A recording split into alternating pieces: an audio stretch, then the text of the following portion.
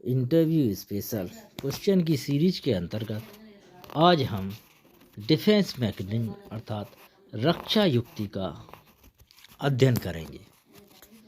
इस वीडियो को देखने से पूर्व वीडियो को शेयर करिए ताकि आपके वे दोस्त जो Uttar Pradesh higher education service commission की इंटरव्यू की तैयारी कर रहे हैं उन तक ये वीडियो पहुंच सके और वह बीएड तथा एजुकेशन में अपना फाइनल चयन सुनिश्चित कर सकें। तो अब शुरू करते हैं आज का वीडियो जो कि डिफेंस मैकेनिज्म से संबंधित है। डिफेंस मैकेनिज्म का प्रतिपादन सिगमंड फ्रॉइड द्वारा किया गया था और उनकी पुत्री अन्ना फ्रॉइड द्वारा इसको आगे बढ़ाया गया। सिगमंड फ्रॉइड की थ्योरी साइको एनालिसिस के अनुसार 3 प्रकार से मनुष्य कार्य करता है। जो माइंड है वो 3 प्रकार से कार्य करता है। इड, ईगो और सुपर ईगो। इड व्यक्ति की मूल प्रवृत्तियों से संबंधित है। वह चाहता है कि जितनी भी उसकी इच्छाएं हैं वह इच्छाएं तुरंत ही पूरी हो जाएं। इसके विपरीत सुपर ईगो नैतिक संसार का प्रतिनिधित्व करता है। वह नैतिकता का वाहक है। वह चाहता है कि जो भी कार्य हो वो नैतिकता के अनुसार हो, सामाजिक नियमों के अनुसार हो। कोई भी गलत कार्य करने का विरोध करता है। और ईगो का कार्य इन दोनों के बीच संतुलन स्थापित करना है ताकि वह इट के कार्य भी पूरे हो जाएं, इट भी संतुष्ट हो जाए और सुपर ईगो भी संतुष्ट हो जाए।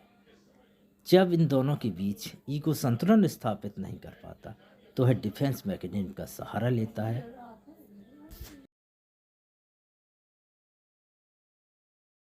अब हम डिफेंस मैकेनिज्म के प्रकारों का अध्ययन करते हैं। इसमें सबसे पहले हम रिप्रेशन और सप्रेशन को देखते हैं। फ्रॉइड के अनुसार व्यक्ति की दमित इच्छाएं यानी जो इच्छाएं जिनका व्यक्ति पूरा नहीं कर पाता इनको, अथवा जो कष्टदायक इच्छाएं होती हैं, कष्टदायक अनुभव होते हैं, उनका दमन कर लिया जाता है और वो अचेतन मन में स्टोर हो जाती है। जब हमें ये पता होता है कि कौन सी इच्छा हमारी अचेतन मन में चली गई है, ये हमारे अचेतन मन में है, तो इसको सप्रेशन कहते हैं। और जब हमें ये पता नहीं रहता कि फला इच्छा अचेतन मन में चली गई है बल्कि वो अपने आप ही अचेतन मन में चली जाती है, इसको रिप्रेशन कहते हैं। सिगमंड फ्रॉइड ने इसी आधार पर projective methods of personality measurement का विकास किया, जिसमें दमन इच्छाओं को यानी जो भी दमित इच्छाएं हैं मनुष्य के अचेतन मन में हैं वो उसके व्यवहार को प्रभावित करती हैं, उनका मापन किया जाता है। कंपेंसेशन अर्थात क्षतिपूर्ति एक ऐसी डिफेंस मैकेनिज्म है जिसमें जब एक व्यक्ति एक क्षेत्र में असफल होता है तो वह दूसरे क्षेत्र में सफलता प्राप्त करके क्षतिपूर्ति कर लेता है। जैसे कोई व्यक्ति यदि एक आईएएस बनना चाहता है और वह आईएएस की परीक्षा में असफल होता है तो वह पीसीएस की तैयारी करके उसमें सफलता प्राप्त करता है और इस तरह आईएएस की कमी को वह पीसीएस में पूरी करने का प्रयास करता है। इसको क्षतिपूर्ति कहा जाता है। इसी प्रकार एक अंधा व्यक्ति गायक बनकर अपने अंधेपन की क्षतिपूर्ति कर लेता है। इस प्रकार एक क्षेत्र में असफल होने पर व्यक्ति दूसरे क्षेत्र में सफल होकर अपनी पहली असफलता की क्षतिपूर्ति कर लेता है। जब कोई व्यक्ति अपनी असफलता को भी सफलता के रूप में सिद्ध करने का प्रयास करता है, इसको रेशनलाइजेशन कहते हैं। इसको खट्टे अंगूर या मीठे नींबू भी कहा जाता है। यानी कोई व्यक्ति जब अपने प्रयास में असफल होता है तो जो वो प्रयास कर रहा होता है उसी को वो गलत बताने लगता है, कहता है इसको करने से क्या हो जाता। जैसे कोई व्यक्ति आईएएस की तैयारी कर रहा है, वो आईएएस नहीं बन पाता है, तो वो कहता है कि आईएएस बनने से क्या होता है। वो तो कभी आराम नहीं कर पाते, 24 घंटे किसी न किसी का फ़ोन आ जाएगा, उसके अनुसार उन्हें काम करना पड़ता है, जागना पड़ता है, इसमें कोई आराम नहीं है। अब अगली डिफेंस मैकेनिज्म पर आते हैं, प्रोजेक्शन। तो प्रोजेक्शन में क्या है, जब किसी व्यक्ति में कोई कमी होती है तो वह उसका दोष किसी और पर डालने का प्रयास करता है, इसको प्रोजेक्शन कहते हैं। यानी कोई व्यक्ति जब असफल होता है तो अपनी असफलता अथवा अपनी कमी का दोष किसी और पर डालने लगे तो इसको प्रोजेक्शन कहते हैं। जैसे कोई व्यक्ति किसी परीक्षा में असफल होता है तो वह अपनी कमियों को ना देखते हुए दूसरों पर उसका दोष देने लगता है, इसको प्रोजेक्शन कहते हैं। जैसे कोई व्यक्ति फेल होने पर कहता है पेपर बहुत कठिन आ गया, पेपर आउट ऑफ सिलेबस आ गया, और जो इस परीक्षा में असफल हो रहा है वो कह रहा है पेपर आउट ऑफ सिलेबस था, इस पेपर को रद्द होना चाहिए। इस तरह की कमियां निकालता है तो इसको प्रोजेक्शन या प्रक्षेपण कहा जाता है। आइडेंटिफिकेशन के अंतर्गत व्यक्ति जब असफल होता है तो वह दूसरों की सफलता में ही अपनी सफलता मानने लगता है, दूसरी की सफलता को भी अपनी सफलता मानने लगे तो इसको आइडेंटिफिकेशन कहते हैं। जैसे कोई बालक जब असफल होता है, वो आईएएस बनना चाहता है और आईएएस नहीं बन पाता है, तब वह बड़े होकर अपने बेटे को ही आईएएस बनाने का प्रयास करता है, और वह जब आईएएस बन जाता है तो उसी में वो अपना तारतम्य स्थापित कर लेता है, उसी को में आइडेंटिफिकेशन कर लेता है।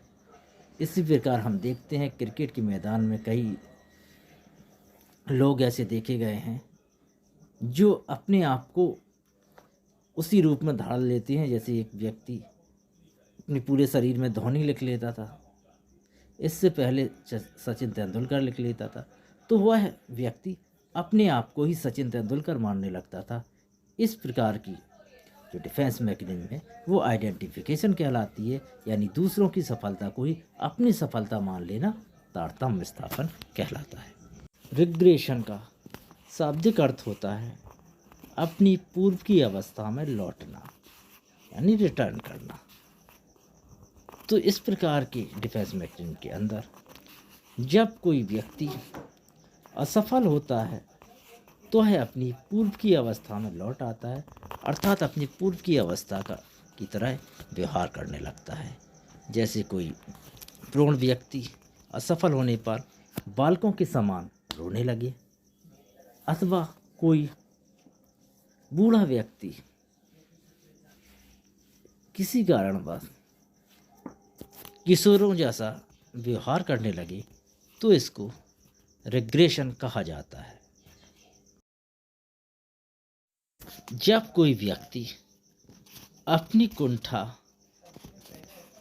किसी और व्यक्ति के ऊपर आरोपित कर देता है, विस्थापित कर देता है, तो इस डिफेंस मैकेनिज्म को डिस्प्लेसमेंट कहते हैं। जैसे कोई व्यक्ति को यदि ऑफिस में डांटा जाता है तो वह अपनी गुस्सा, अपनी कुंठा घर आकर अपने बीवी बच्चों पर उतार देता है, उन पर गुस्सा होने लगता है, इसको डिस्प्लेसमेंट कहा जाता है। जन्मजात असामाजिक मूल प्रवृत्तियों को सामाजिक स्वरूप प्रदान करना ही मार्गांतरीकरण या शोधन कहलाता है। इस प्रकार की डिफेंस मैकेनिज्म में जब व्यक्ति बुरी संगत में पड़ जाता है तो वह पाशविक व्यवहार करने लगता है। इस प्रकार के व्यवहार को बदलकर यदि व्यक्ति सामाजिक रूप से स्वीकार्य अच्छा व्यक्ति बनकर आदर्श रूप प्रस्तुत करता है तो इसको सब्लिमेशन कहते हैं। जैसे कोई व्यक्ति पास प्रवृत्ति का है वह एक अच्छा खिलाड़ी बनकर भी देश सेवा कर सकता है, अपना नाम रोशन कर सकता है। इसको सब्लिमेशन कहा जाता है। इसमें समाज को कुछ ना कुछ लाभ होता है, यानी जो समाज को कुछ हानि पहुंचा रहा व्यक्ति होता था, वो व्यक्ति यदि समाज को लाभ पहुंचाने वाला कार्य करने लगता है तो इसको सब्लिमेशन कहते हैं। और सब्लिमेशन को सबसे mature type of defence mechanism कहते हैं। इसमें वाल्मीकि का उदाहरण सर्वश्रेष्ठ उदाहरण हो सकता है। वाल्मीकि कहा जाता है वो एक रत्नाकर डाकू थे। बाद में वो किसी साधु संत की संगत में आकर अच्छे व्यक्ति बन गए और समाज को उन्होंने एक दिशा प्रदान की, तो उनकी इस डिफेंस मैकेनिज्म को सब्लिमेशन कहा जा सकता है। इस प्रकार डिफेंस मैकेनिज्म व्यक्ति के तनाव को कम करती हैं। जैसा कि पहले बताया था कि जो डिफेंस मैकेनिज्म होती हैं वो ईगो द्वारा संचालित होती हैं। ईगो, सुपर ईगो और इट के बीच संतुलन स्थापित करने के लिए डिफेंस मैकेनिज्म का सहारा लेता है। जैसा कि पहले बताया था, रिप्रेशन और सप्रेशन में ये अंतर होता है कि रिप्रेशन में हमें ये पता नहीं रहता कि हमारी जो अपूर्ण इच्छाएं जिसको हम पूरी नहीं कर सकें उसको अचेतन मन में डाल दिया गया है। जबकि सचेतन में यानी समन में, सप्रेशन में हमें ये पता रहता है कि हमारी कौन सी इच्छा अचेतन में डाल दी गई है। यानी सप्रेशन को हम जानबूझकर दमन करते हैं और रिप्रेशन में हम जानबूझकर दमन नहीं करते, बल्कि वो अपने आप ही दमित हो जाती हैं। अब आपको ये वीडियो अच्छा लगा हो तो उस वीडियो को लाइक करिए। यदि आप अपने दोस्तों को पहुंचाना चाहते हैं तो शेयर करिए। और यदि आप Uttar Pradesh higher education service commission अथवा उत्तर प्रदेश लोक सेवा आयोग द्वारा आयोजित होने वाली असिस्टेंट प्रोफेसर की बीएड और एजुकेशन की इंटरव्यू की तैयारी कर रहे हैं तो इस चैनल को सब्सक्राइब करिए ताकि आपको इस तरह के और वीडियो मिलते रहें और आप भी असिस्टेंट प्रोफेसर बनने के अपने सपने को पूरा कर सकें। धन्यवाद।